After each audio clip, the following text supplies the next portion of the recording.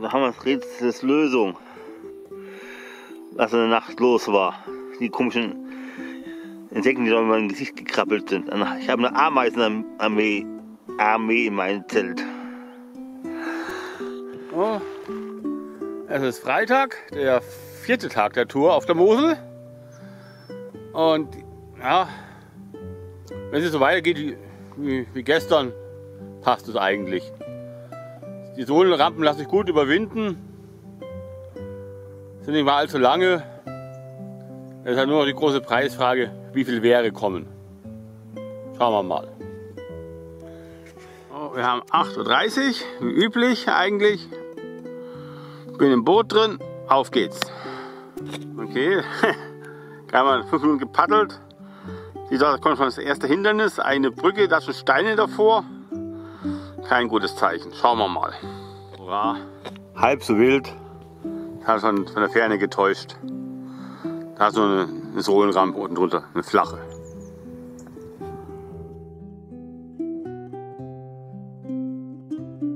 Das erste Aufsitzen des Tages. Für die Freunde der Sandstrandübernachtung, hier ist eigentlich den ersten Sandstrand der Tour.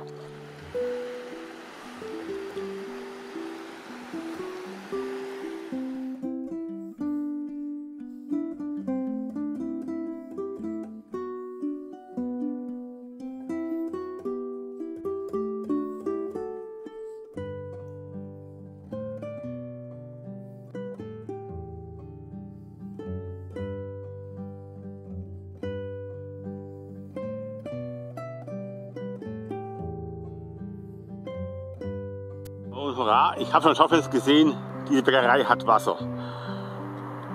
Dann kann ich jetzt das französische Leitungswasser austauschen.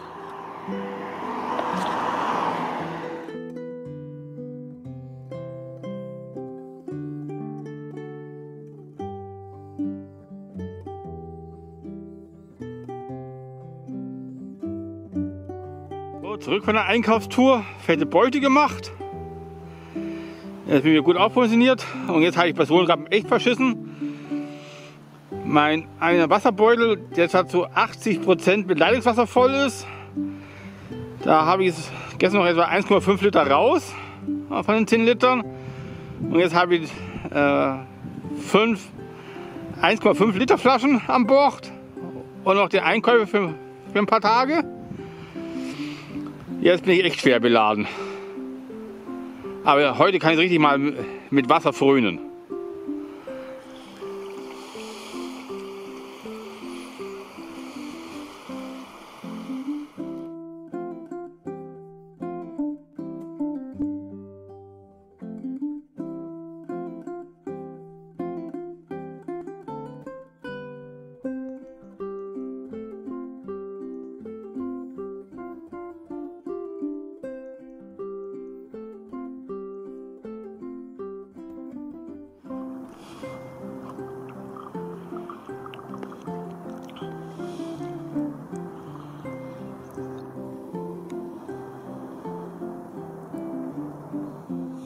Ja, so ein richtig großes Altwasser. Links der Hauptfluss und rechts wieder so ein richtig großes Altwasser.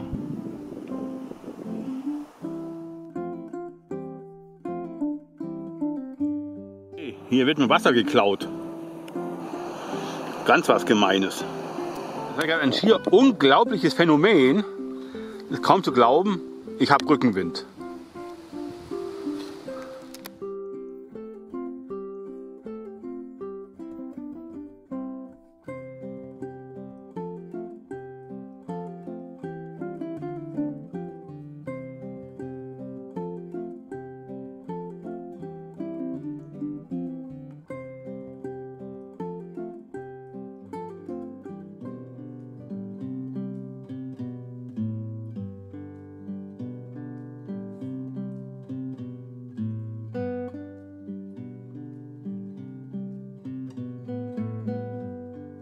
Sieht so aus, als kommt da vorne das Wehr und dann haben wir viel Zusatzgewicht.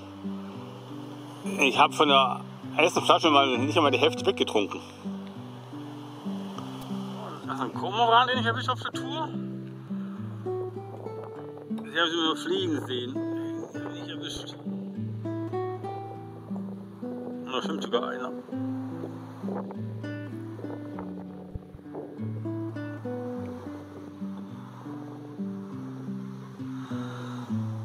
So, erstmal ein Schifffahrtszeichen. Jetzt geht aber ab. Jetzt gehen wir da auf das Geländer. Vielleicht kann man es da gut umtragen, das Ganze. Jedenfalls hat es da eine Treppe zum Rauskommen. Schauen wir mal. Hier vorne hast du nochmal eine Treppe. Da haben wir sie. Und das Gelände ist der Eingang zu einer Fischtreppe. Wie es von hier ausschaut, funktioniert die sogar. Aber rüberkommen tue ich hier nicht. Ja, hier führt so ein schöner Weg runter. Hier an der Seite entlang. Das Problem ist nur, der Steg ist nicht immer ganz so breit wie beim Boot. Können wir das sehr leicht runterkippen. Das ist natürlich sehr einfach. Ja, und dahinter, da geht es etwa 3 Meter runter. Man muss natürlich einfach runterseilen. Und selber da lang gehen. Bevor ich jetzt irgendwelche Experimente mache, zurück zur Treppe, zur hinteren. Und dann schaue ich mal, wie es da geht. Optimal, schaut anders aus. Aber jetzt schauen wir mal, was das schlimmere Übel ist. Schauen wir mal, wie es oben auf dem Weg hat und wie wir drüben dann wieder reinkommen. So, jetzt kommt davon, wenn man nach einem Wohlfahrt fährt, suche deinen Weg selber. Der erste Weg ist der beste. Alles andere ist auch sehr umständlich. Ups. Okay. Außer ich gehe da in einen Kanal rein und darauf habe ich überhaupt keinen Bock. Das wäre natürlich zack rüber. Aber nee, Kanal will ich es doch nicht. Okay, aber jetzt mache ich erstmal Brotzeit. Das erstmal eine Kleinigkeit. Ups. So, das ist jetzt mein Mittagessen. Eine Kleinigkeit.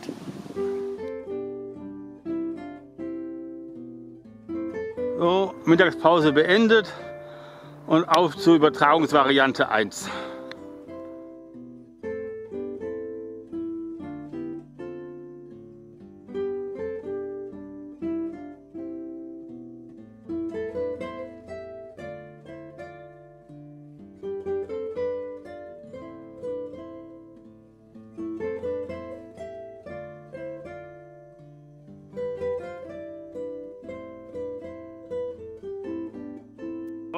Und diese Fischtreppe funktioniert sogar von unten.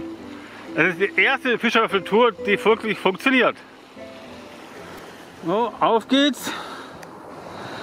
Jetzt haben wir nicht mehr weit bis zur Schifffahrtsstraße. Also ich habe eins gemacht, wo ich geguckt habe, wie es im Kanal geht, der schon neben dran läuft. So, unter einer Brücke und ich schauen, wie ich vorbeikomme. Man sollte echt nicht vorher schauen, was kommt. Dann macht man sich bloß unnötig Gedanken.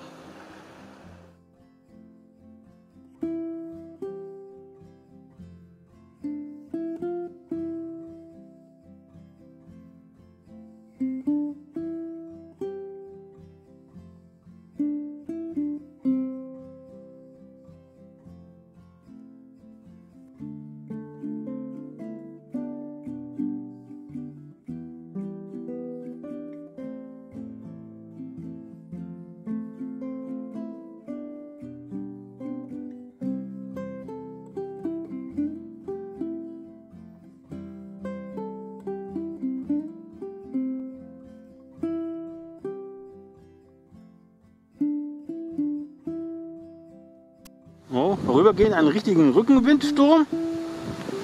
Das ist echt eine Seltenheit. Jetzt kann ich Segel gebrauchen.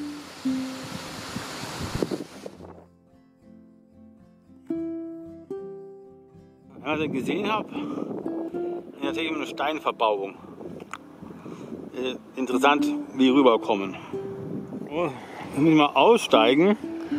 Das muss ich mir anschauen. Es könnte sich um eine fahrbare Bootsgasse handeln, aber es könnte ja eine totale Sackgasse sein. Die verheißungsvolle Gasse geht nicht. Ich habe verzweifelt einen Weg gesucht, da irgendwie drüber zu kommen.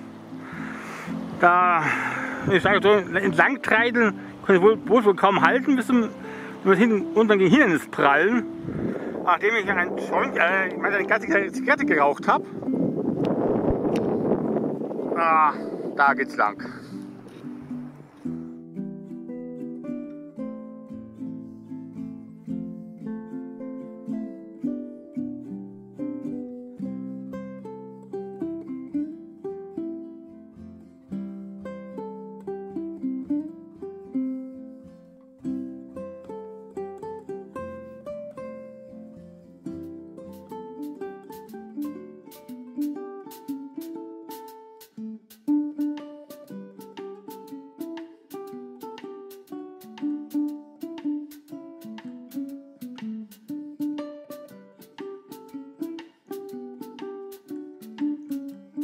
So, umtragen.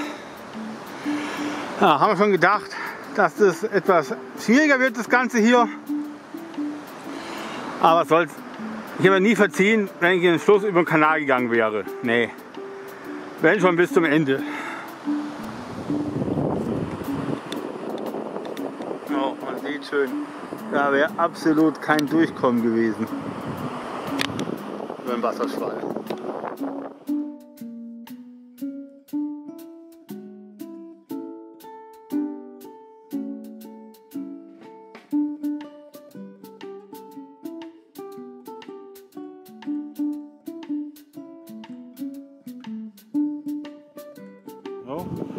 Ich bin gar nicht ganz sicher, ob es meine Sorgenbrücke war. Ich dachte, wäre jetzt links steiler hochgegangen, aber auf jeden Fall, diese Brücke hier lässt sich in dem Fall über den 4. Brückenbogen ganz gut umgehen. Da haben wir schon Schlechteres gehabt.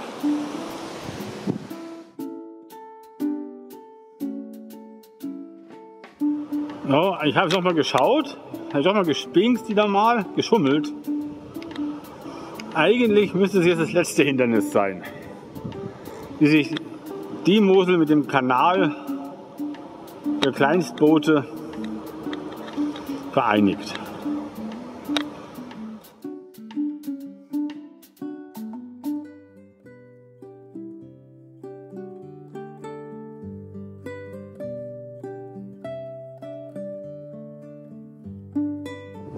So, die Brücke wäre überwunden.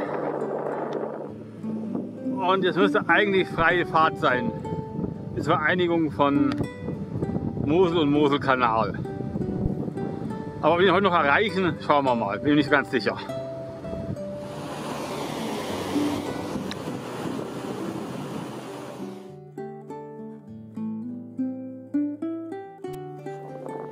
Die Fischreihe ist immer mehr Publikumsverkehr gewöhnt.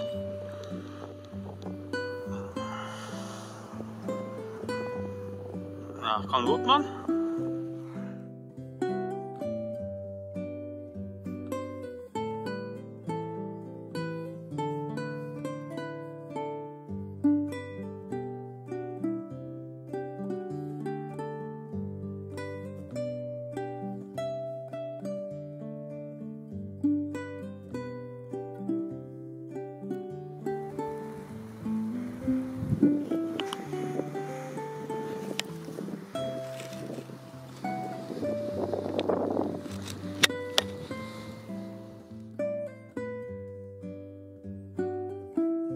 Daraus bin ich gekommen und von hier kommt jetzt der Kanal und jetzt bin ich sozusagen auf der offiziellen Schifffahrtsstraße.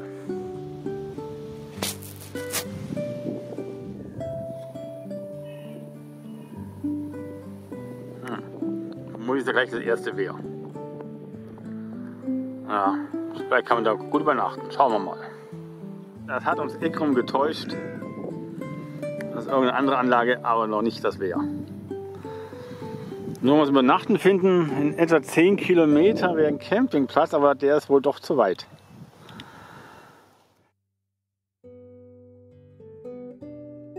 So, die ersten Anzeichen von Schifffahrt, da ist ein Landesteg. So, da liegt jetzt mein Schifflein, da kann man es gut hochziehen. Und hier stelle ich jetzt dann mein Zelt auf.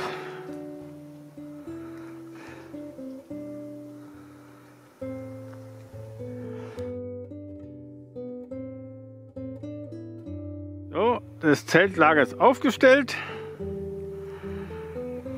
Ach ja, gepaddelt habe ich heute bis etwa 19 Uhr. Ich glaube, das habe ich diesmal vergessen zu sagen.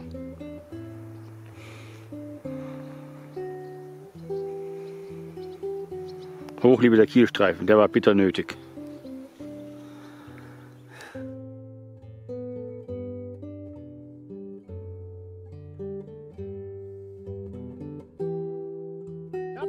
Ich bin jetzt am Kanal. Ich habe es geschafft. Ich bin jetzt sozusagen weg vom Wildfluss. Ab jetzt ist es einfacher. Aber jetzt kann ich mich nur noch über Wehre ärgern, die schlecht umtragen sind. Und wenn ganz findig, wenn man da guckt. Und es hat richtig gut, jetzt mal richtig einfach paddeln, ohne darauf zu achten, Untiefen und sonstige Gefahrenstellen. Das tat es mal so richtig gut. Und ging es heute gleich bis 19 Uhr das Paddeln.